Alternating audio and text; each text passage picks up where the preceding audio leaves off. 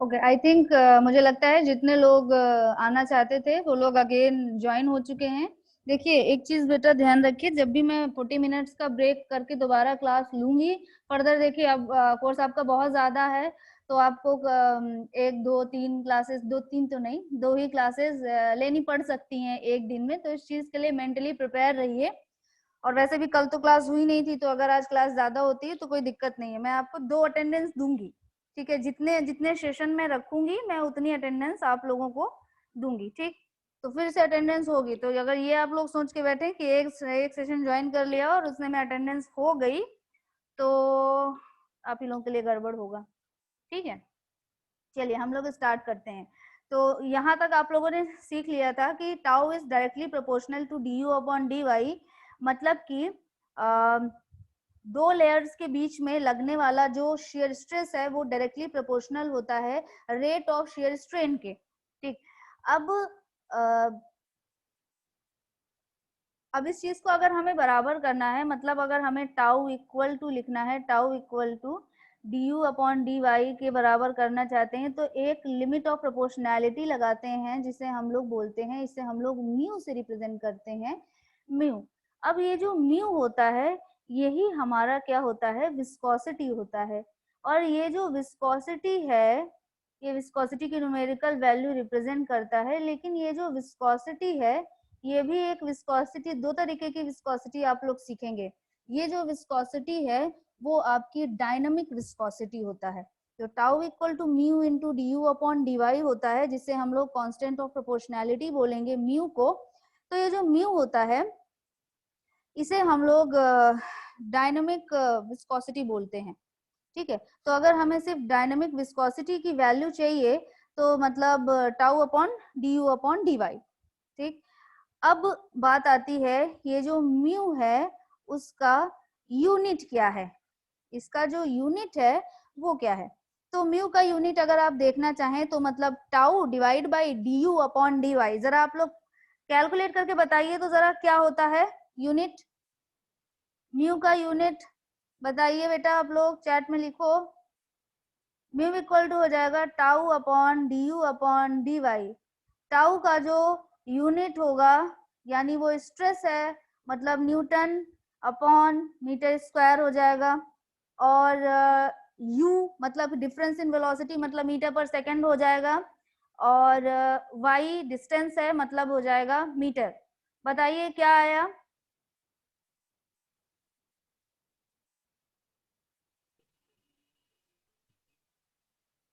Second पर metre square. हाँ, Newton second पर मीटर स्क्वायर, ये आया। ठीक है, जो आप लोगों को मिलेगा वो आपको मिलेगा न्यूटन सेकेंड पर मीटर स्क्वायर मिलेगा। ठीक, ये जो है ये इसकी एसआई यूनिट आया, क्योंकि आपने सभी जो यूनिट्स रखे वो एसआई यूनिट के टर्म में रखे। ठीक, न्यूटन सेकेंड पर मीटर स्क्वायर ही आप लोग जब आप लोग कैलकुलेशन करेंगे आप लोगों का ये रिक्वायरमेंट होगा कि ये जो म्यू का जो यूनिट है वो आप लोग इस टर्म में रखें। एक और यूनिट है जो इसके लिए यूज किया जाता है, और सबसे अच्छी बात तो नहीं, थोड़ा हेक्टिक बात है, लेकिन सबसे मजेदार बात यह है कि हम लोगों को आंसर हमेशा उसी यूनिट में देने को बोला जाता है, और वो यूनिट क्या होता है, पॉइज, POISE, पॉइज। पॉइज में हम लोग से आंसर मांगा जाता है। तो अगर हमें पॉइज में, और डेटा भी आपको कभी कभी पॉइज में ही देगा, अक्सर पॉइज में डेटा देता है। ठीक है, तो अगर कोई कोई जो यूनिट है वो पॉइज में हमें दिया हुआ है, म्यू का जो वैल्यू है वो पॉइज में दिया हुआ है, तो उसको हम लोगों को पहले उसको किसी भी न्यूमेरिकल में यूज करने से पहले उस वैल्यू को हमें न्यूटन सेकेंड पर मीटर स्क्वायर में चेंज करना होगा। अभी जो न्यूटन सेकेंड पर मीटर स्क्वायर में हमें चेंज करना होगा तो हम कैसे चेंज करेंगे, जो पॉइज में दी गई वैल्यू है उसको हम लोग डिवाइड बाई 10 कर देंगे, तो वो वैल्यू न्यूटन सेकेंड पर मीटर स्क्वायर में चेंज हो जाएगी। ठीक, तो एक और यूनिट है जो कि क्या है, पॉइज है, POISE, पॉइज है।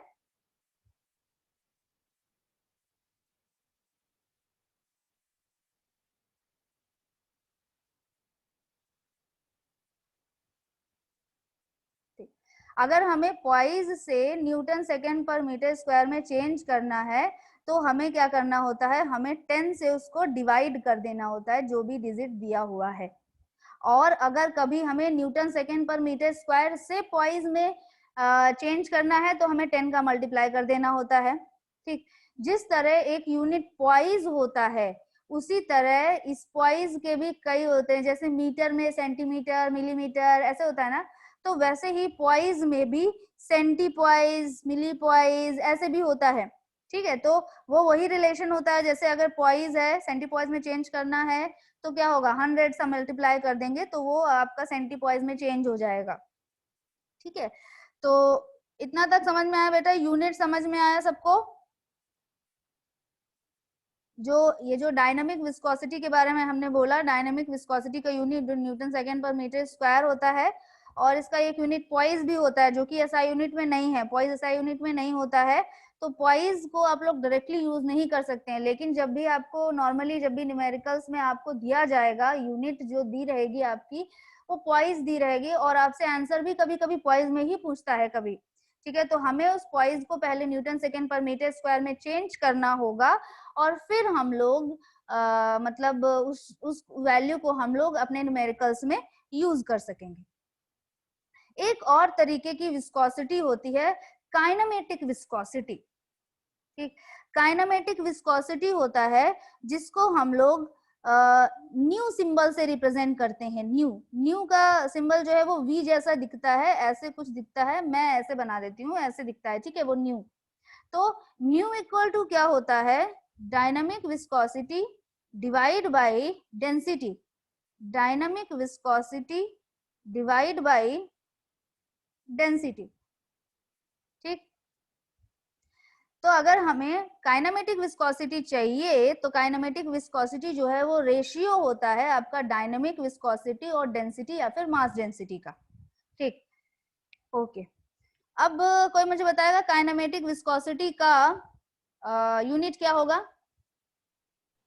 मैम मीटर स्क्वायर पर सेकेंड। मीटर स्क्वायर पर सेकेंड। ठीक है, नॉर्मली हम लोग सेंटीमीटर स्क्वायर पर सेकेंड में यूज करते हैं क्योंकि वैल्यू थोड़ी कम आती है, इसलिए हम लोग उसको सेंटीमीटर स्क्वायर पर सेकेंड में यूज करते हैं। वो मीटर स्क्वायर पर सेकेंड भी सही है। ठीक है, एक और चीज, जिस तरह डायनामिक विस्कोसिटी का एक यूनिट आपको मैंने पॉइज भी बताया, उसी तरह आपका काइनेमेटिक विस्कोसिटी में एक और यूनिट होता है जो कि हम लोग जिसको बोलते हैं स्टोक, STOKE, स्टोक।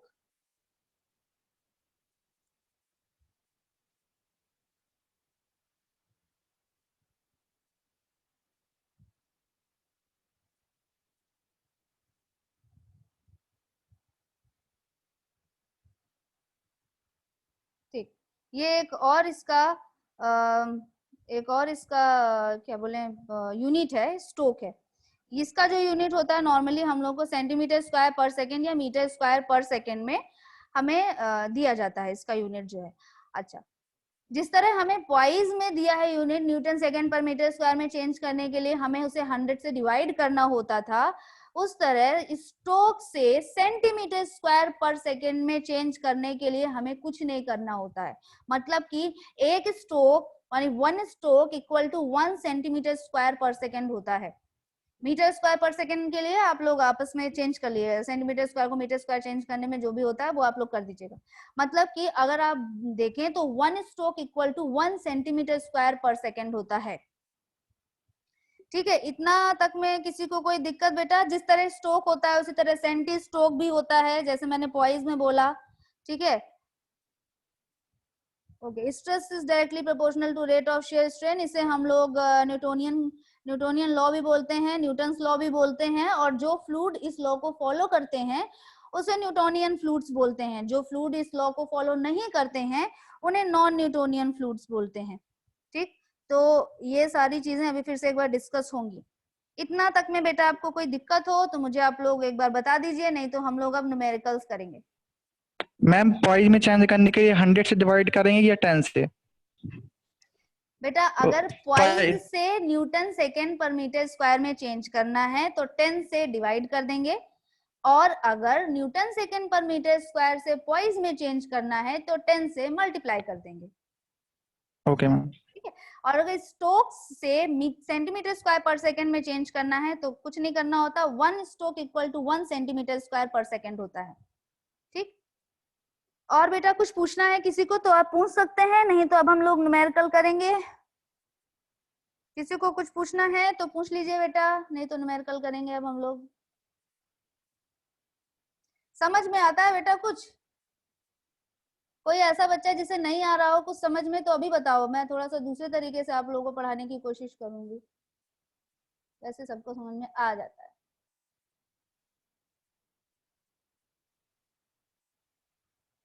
चलिए क्वेश्चन लिखिए बेटा अब आप लोग। इफ द वेलोसिटी डिस्ट्रीब्यूशन, किसी भी टीचर की क्लास तो नहीं है दोनों क्लासेस में से? किसी टीचर की क्लास तो नहीं है दोनों क्लासेस में से? हाँ नहीं, कुछ तो बोलिए बेटा। नहीं मैम। ठीक है, अगर ऐसे क्लास हुआ करे, मान लीजिए क्लैशिंग हो जाए कभी, तो मुझे आप लोग बता दिया करिए। ठीक, चलिए क्वेश्चन लिखिए। If the velocity distribution over A plate, if the velocity distribution over a plate is given by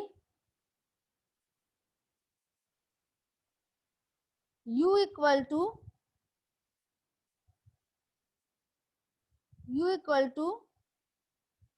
2 by 3 multiplied by y minus y square.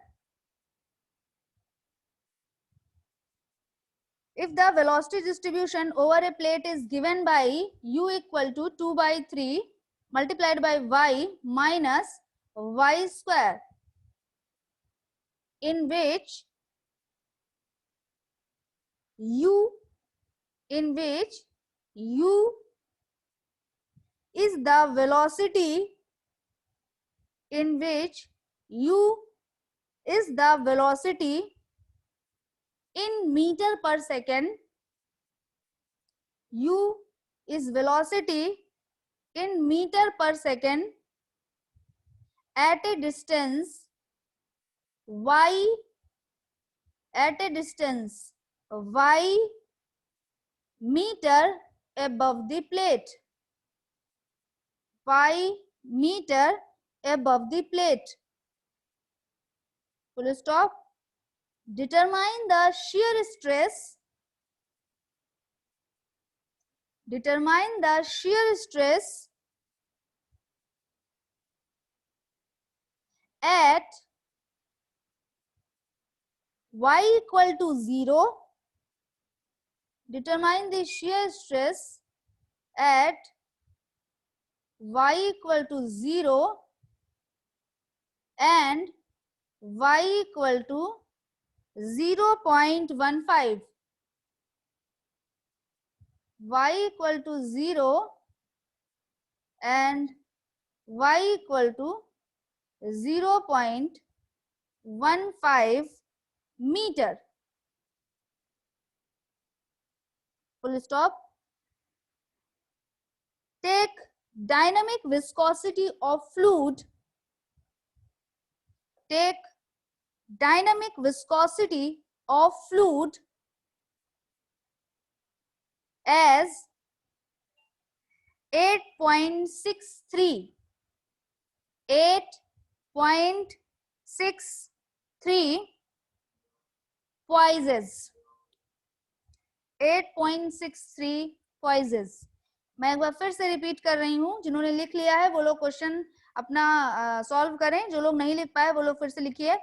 If the velocity distribution over A plate is given by u equal to 2 by 3 of y minus y square, in which small u is the velocity in meter per second at a distance y meter above the plate. Determine the shear stress at y equal to 0 and y equal to 0.15 meter. Full stop.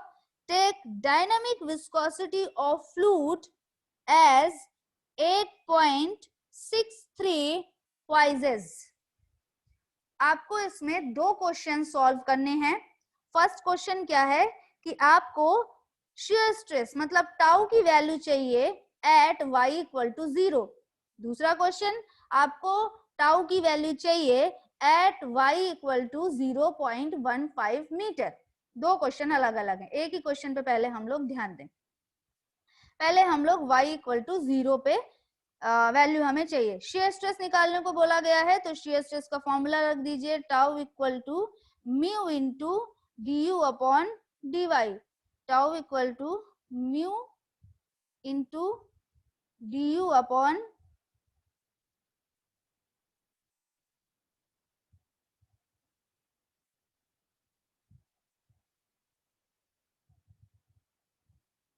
D u upon d y. ठीक है, देखिए mu का value जो है, mu क्या होता है, dynamic viscosity होता है, और डायनामिक विस्कोसिटी डायरेक्ट जो है वो गिवन है, और वो कितना गिवन है, म्यू की वैल्यू जो है वो गिवन है कितना, 8.63 पॉइज। अब देखिए वैल्यू पॉइज में गिवन है तो मैंने पहले बोला ही था कि वैल्यूज जो हैं वो आपको दी भी पॉइज में जाएंगी और 90% टाइम आपसे पूछी भी पॉइज में जाएंगी। लेकिन न्यूमेरिकल जब भी आप सॉल्व करेंगे आपको एसआई यूनिट पे काम करना होता है, इसलिए आप लोग उसको पहले एसआई यूनिट में चेंज करेंगे। तो पहले आप इसको चेंज करेंगे न्यूटन सेकेंड पर मीटर स्क्वायर में। तो मैंने क्या बताया था कि पॉइज में जो वैल्यू दी हुई है उसको 10 से डिवाइड करिए और न्यूटन सेकेंड पर मीटर स्क्वायर में चेंज करिए। तो वैल्यू अब आपकी हो जाएगी क्या, 0.863 पॉइजेस, सॉरी न्यूटन सेकेंड पर मीटर स्क्वायर 0.863 न्यूटन सेकेंड पर मीटर स्क्वायर। यूनिट्स हमेशा ध्यान लिखिए आप, यूनिट्स हमेशा लिखा करिए आप लोग भी। मुझे इसमें थोड़ा सा लिखने में थोड़ा सा प्रॉब्लम है, इसलिए मैं हो सकता है कहीं कहीं पे यूनिट नहीं लिखूंगी, लेकिन आप लोग अपनी आदत रखिए कि यूनिट्स हमेशा लिखना है आप लोगों को। न्यूटन सेकेंड पर मीटर स्क्वायर, म्यू का वैल्यू गिवन है, और म्यू का वैल्यू जो है वो ऑब्वियसली एक पर्टिकुलर फ्लूइड के लिए एक ही होगा, एक पर्टिकुलर टाइम पे। आप अभी म्यू का वेरिएशन भी बताऊंगी मैं, म्यू का वेरिएशन भी वेरी भी करता है म्यू, ठीक है। लेकिन अभी कोई भी क्वेश्चन आपको कभी नहीं मिलेगा म्यू का वेरिएशन कैसे होगा ये सब निकालो के लिए कोई क्वेश्चन नहीं मिलेगा। ये सब थोड़ा हाई लेवल पे बातें चलती हैं, जब पीएचडी वगैरह लोग करते हैं तब इनके वेरिएशन पे बातें होती हैं। लेकिन वेरिएशन होता है, कैसे होता है, बढ़ता है घटता, वो मैं बता दूंगी बाद में आप लोगों को। तो अभी क्या है कि म्यू का वैल्यू पर्टिकुलर फ्लूइड के लिए तो चेंज होगा नहीं, तो चाहे आप y इक्वल टू 0 के लिए लें या y इक्वल टू 0.15 के लिए लें, म्यू का वैल्यू हमें पता है, म्यू का वैल्यू हमें पता है, टाउ का वैल्यू हमें निकालना है। तो अब देखिए क्या हम du अपॉन dy की वैल्यू निकाल सकते हैं किसी तरीके से। तो du अपॉन dy हमें u का पूरा फॉर्मूला दे रखा है, उन्होंने इक्वेशन दे रखा है। तो जब हम लोग du अपॉन dy निकालेंगे तो इसको डिफरेंशिएट कर दीजिए, इसको डिफरेंशिएट कर दीजिए विद रिस्पेक्ट टू y। तो जब आप लोग du अपॉन dy निकालेंगे तो आपको क्या मिलेगा, वैल्यू मिलेगा कि y हो जाएगा, मतलब ये हो जाएगा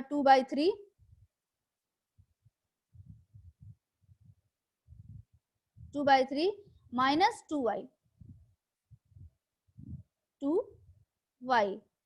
ये जो वैल्यू हमें मिल गई ये किसकी वैल्यू मिली, du अपॉन dy पे। अब हमें टाउ का वैल्यू किस पे चाहिए, टाउ का वैल्यू हमें चाहिए y इक्वल टू 0 पे। तो y इक्वल टू 0 पे जब हमें टाउ की वैल्यू चाहिए तो हमें du अपॉन dy भी रखना होगा y इक्वल टू 0 पे। तो du अपॉन dy की वैल्यू y इक्वल टू 0 रखने पे कितनी मिलेगी, y इक्वल टू 0 रख देंगे तो मिल जाएगी क्या, 2/3। ठीक, तो हम लोग क्या कर देंगे, du अपॉन dy की वैल्यू हो गई 2/3 और म्यू की वैल्यू हो गई 0.863, दोनों को मल्टीप्लाई कर देंगे, यानी आपका जो आंसर आएगा वो 2 इंटू 0.863 डिवाइड बाई 3 कुछ ये होगा। और इसको सॉल्व करने पर ये वैल्यू जो आपको मिलेगी ये मिलेगी 0.5756, 0.5756। हाँ, कुछ बच्चों ने मुझे आंसर दिया है और वो बिल्कुल सही है। ठीक, तो ये y इक्वल टू 0 पे ये जो वैल्यू है 0.5756 जो वैल्यू आई है, ये वैल्यू जो आ रही है कितनी 0.5756 न्यूटन पर मीटर स्क्वायर, ये वैल्यू किसको नहीं मिली मुझे वो बच्चा बता दीजिए। जो जिस बच्चे को ये वैल्यू नहीं मिली है वो मुझे बता दीजिए। बाकी आंसर तो आपको पता चल गया है, 0.5756 न्यूटन पर मीटर स्क्वायर वैल्यू मिलेगी। कोई ऐसा बच्चा जिसे इतना सा पार्ट जो मैंने बताया वो ना समझ में आया हो तो भी मुझे बता दीजिए, मैं अब इससे ज्यादा क्या बताऊंगी, बता ही दिया मैंने, ठीक है। चलिए अब हम लोग बात करते हैं y इक्वल टू 0.15 मीटर। तो यहाँ पर जहां पर हमने du upon dy at y equal to 0 निकाला था वहां पर हम लोग क्या करेंगे, y का ये वाला वैल्यू रखेंगे। तो अब हम लोग y की जगह रखते हैं वैल्यू 0.15 की। तो आपको जो वैल्यू मिलेगी du अपॉन dy की वो क्या होगी, 2/3 माइनस 2 मल्टीप्लाइड बाई 0.15। ये वैल्यू जो भी काउंट करने पर आएगी वो वैल्यू होगी du upon dy at y equal to 0.15 पे, ठीक। ये वैल्यू आपका सॉल्व करने पर आएगा 0.367। du upon dy at y equal to 0.15 जो है वैल्यू आएगी 0.367। अब न्यू का वैल्यू 0.86 थी, इससे इसे मल्टीप्लाई कर देंगे तो final value tau equal to हमें क्या मिलेगा एट y इक्वल टू 0.15 0.3167 0.3167। हाँ नॉर्मली आंसर आप लोगों के सही है, ठीक है, न्यूटन पर मीटर स्क्वायर ये हम लोगों को आंसर मिलेगा। ये भी एक बहुत ही क्या बोलते हैं बहुत ही इजी क्वेश्चंस में से एक था, इसमें ज्यादा कुछ नहीं करना था आपको, इजीली सॉल्व हो जाएगा, ठीक है। इस पूरे क्वेश्चन में बेटा किसी को कुछ पूछना हो तो बताइए, नहीं तो हम लोग अगला क्वेश्चन सॉल्व करेंगे। किसी को कोई प्रॉब्लम है बेटा, हैंड रेज करो, किसी को कुछ प्रॉब्लम है तो। सबको आ गया, ठीक है। चलिए नेक्स्ट क्वेश्चन लिखते हैं, लिखिए ए plate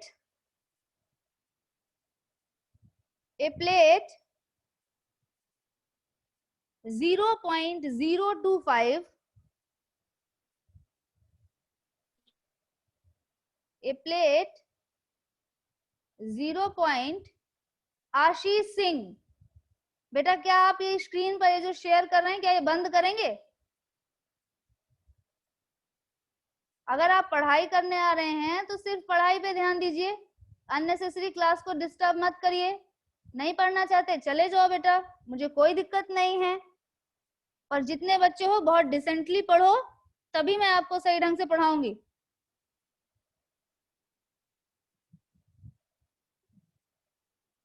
A plate 0.025 mm, a plate 0.025 mm distant from a fixed plate,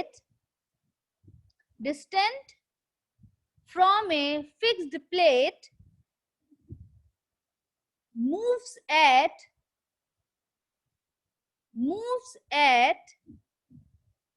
60 centimeter per second, moves at 60 centimeter per second and requires a force of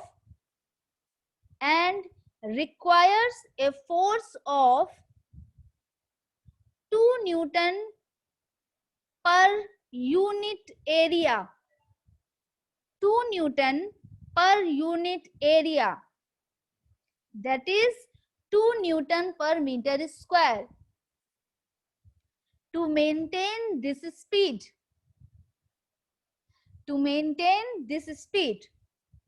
full stop. Determine the fluid viscosity,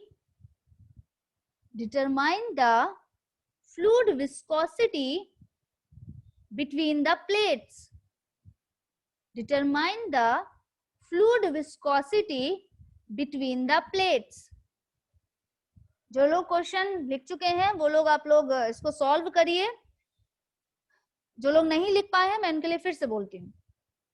A plate 0.025 mm distant from a fixed plate moves at 60 centimeter per second and requires a force of 2 Newton per unit area, that is 2 Newton per meter square, to maintain this speed. Full stop. Determine the fluid viscosity between the plates. आप लोग इस question को solve करिए, मैं आप लोगों का attendance ले रही हूँ, ठीक है। जैसे अटेंडेंस हो जाएगा हम इस क्वेश्चन को सॉल्व करेंगे।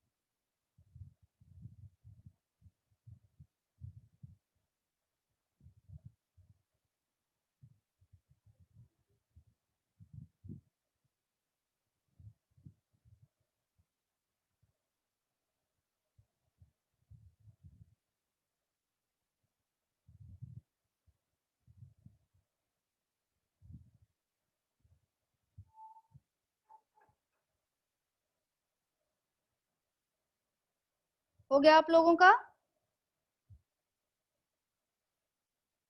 किया आप लोगों ने solve? Ma'am 0.083 newton second. Poise में आंसर दीजिए। पॉइज में जब भी आंसर देते हैं हम लोग विस्कोसिटी का आंसर पॉइज में दिया जाता है। बताइए पॉइज में। Ma'am 8.33 into 10⁻⁻⁴ poise. Good. Answer जो आप लोगों को मिलेगा वो 8.33 मल्टीप्लाइड बाई 10⁻⁻⁴ पॉइज में मिलेगा। जिन लोगों का आंसर न्यूटन सेकेंड पर मीटर स्क्वायर में आ रहा होगा वो 8.33 मल्टीप्लाइड बाई 10⁻⁻⁵ न्यूटन सेकेंड पर मीटर स्क्वायर आ रहा होगा। ठीक है, चलिए अब देखते हैं इसको हम लोग करेंगे कैसे। सबसे पहले हम लोग देख लेते हैं डिस्टेंस क्या दिया हुआ है। A plate 0.025 mm distance from a fixed plate. देखिए इसमें दो प्लेट के बारे में बात की गई है, एक प्लेट ये और एक प्लेट ये, जिसमें से एक प्लेट जो है वो फिक्स्ड है, मतलब कि फिक्स्ड है तो मतलब सीधी बात है इसकी वेलोसिटी क्या है, 0 है। एक प्लेट की वेलोसिटी जो है वो 0 है और दोनों के बीच का डिस्टेंस दिया हुआ है, मतलब dy इक्वल टू गिवन है 0.025 mm, ये आपका डिस्टेंस गिवन है। और दूसरी जो प्लेट है उसका जो वेलोसिटी है वो कितना दिया हुआ है, 60 सेंटीमीटर पर सेकेंड गिवन है। 60 सेंटीमीटर पर सेकेंड है, इसको आप लोग मीटर पर सेकेंड में चेंज कर लीजिएगा। 60 सेंटीमीटर पर सेकेंड है, तो दोनों का वेलोसिटी आपको पता है, दोनों का डिफरेंस निकालिए तो आपको du मिल जाएगा, डिफरेंस इन वेलोसिटी मिल जाएगा। और डिफरेंस इन वेलोसिटी जो होगा, सीधी बात है, वैसे तो यहाँ पर एक जो है वो फिक्स्ड ही है, तो दोनों में जो डिफरेंस आएगा वो 60 सेंटीमीटर पर सेकेंड ही आएगा। लेकिन मान लीजिए अगर दोनों का वेलोसिटी अलग अलग होता तो दोनों का डिफरेंस लेते, क्योंकि हमारा जो फॉर्मूला यूज होता है वो du अपॉन dy होता है, दोनों का डिफरेंस, दोनों की वेलोसिटी का डिफरेंस डिवाइड बाय दोनों के बीच का डिस्टेंस। तो दोनों की वेलोसिटी का डिफरेंस हम लोग करेंगे और डिवाइड बाय दोनों के बीच में कितना डिस्टेंस है, तो du अपॉन dy तो हम लोग बहुत आसानी से निकाल लेंगे। अब इसके बाद आगे देखते हैं। And requires a force of 2 Newton पर मीटर स्क्वायर। इसने लिखा है कि उसे 2 न्यूटन पर मीटर स्क्वायर का फोर्स चाहिए, लेकिन फोर्स की यूनिट होती है न्यूटन और स्ट्रेस की यूनिट होती है न्यूटन पर मीटर स्क्वायर। मतलब कि ये जो फोर्स दिया हुआ है ये क्या है, ये स्ट्रेस है, तो ऑलरेडी और कोई फोर्स लगता नहीं है, शेयर फोर्स ही लगता है, तो ये शेयर स्ट्रेस दिया हुआ है। शेयर स्ट्रेस की वैल्यू यानी टाउ की वैल्यू आपको गिवन है, टाउ की वैल्यू गिवन है, du अपॉन dy आप निकाल लेंगे। आपको क्या निकालने को बोला गया है, म्यू निकालने को बोला गया है। और इन्होंने बोला है फ्लूइड विस्कोसिटी निकालना है। जब भी सिर्फ विस्कोसिटी बोला जाए तो मतलब डायनामिक विस्कोसिटी की बात हो रही है, तो डायनामिक विस्कोसिटी निकालना है तो सीधी बात है mu equal to tau upon du upon dy।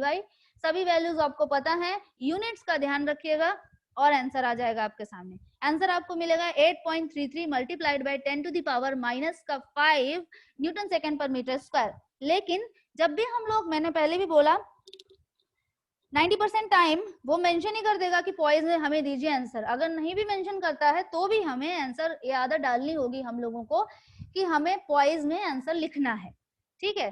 तो ये जो है इस तरह सॉल्व हो जाएगा। चलिए अब आप लोग जरा दूसरा क्वेश्चन लिखिए, दूसरा क्वेश्चन लिखिए। Determine the viscosity of a liquid, determine the viscosity of a liquid having kinematic viscosity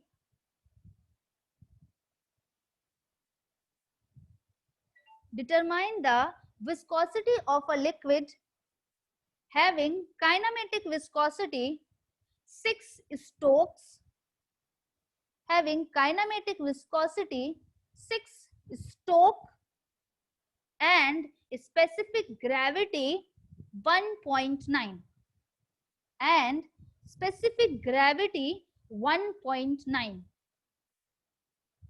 Determine the viscosity of a liquid. Viscosity हमें निकालना है। अब अगर इसने कुछ और नहीं बोला है तो सीधी बात है कि ये जो वैल्यू निकालने को बोल रहा है, ये कैसी वैल्यू निकालने को बोल रहा है, विस्कोसिटी मतलब डायनामिक विस्कोसिटी ही निकालना है आपको।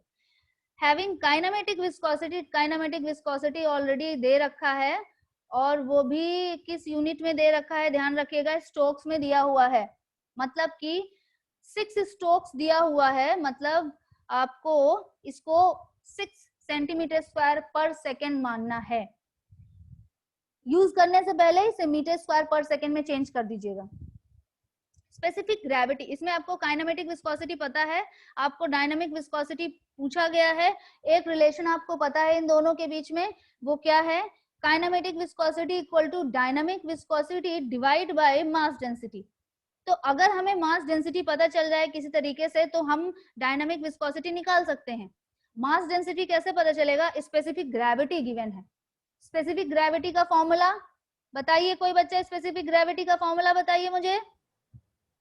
mass density of liquid upon mass density of a standard liquid. हाँ, mass density of liquid divided by mass density of a standard liquid. Standard liquid हमेशा होता है वाटर, वाटर का मास डेंसिटी कितना होता है बताइए जरा। 1000 बेटा, 1000 क्या, 1000 यूनिट, यूनिट हमेशा यूनिट, 1000 यूनिट बताइए बताइए मीटर किलोग्राम पर मीटर क्यूब। क्या बेटा, फिर से?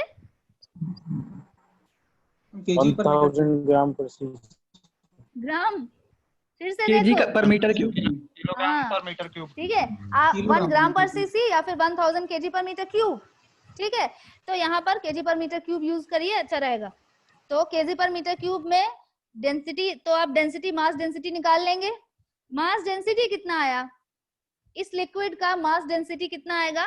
1.9 मल्टीप्लाइड बाई 1000, यानी कि 1900 केजी पर मीटर क्यूब इस लिक्विड का डेंसिटी आ जाएगा।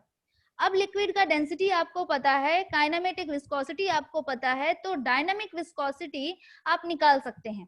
Formula kinematic viscosity equal to dynamic viscosity divide by mass density. Formula हमेशा याद रखिए आप लोग। बताइए कितना आया? 1.14 न्यूटन सेकेंड पर मीटर स्क्वायर या फिर 11.40 पॉइज। बेटा मीटिंग खत्म होने वाला है, अब हम लोग कल क्लास रखेंगे, ठीक है? ये आंसर मिला किसी को? 11.40 पॉइज सबको मिल जाना चाहिए। Yes, नहीं ma'am. मिला है तो हम नोट्स में मैं इसको फिर से पूरा करके आप लोगों को दूंगी, ठीक है? नोट्स जल्दी ही आपको मिल जाएंगे, 1-2 दिन के अंदर ही आपको मिल जाएगा नोट्स, इसका चिंता मत करिए। मेरी ओर से काम हमेशा सही रहेगा। कल हम लोग फिर से क्लास रखेंगे, हम लोग थोड़े से और न्यूमेरिकल्स करेंगे, तो हमारा विस्कोसिटी का थोड़ा सा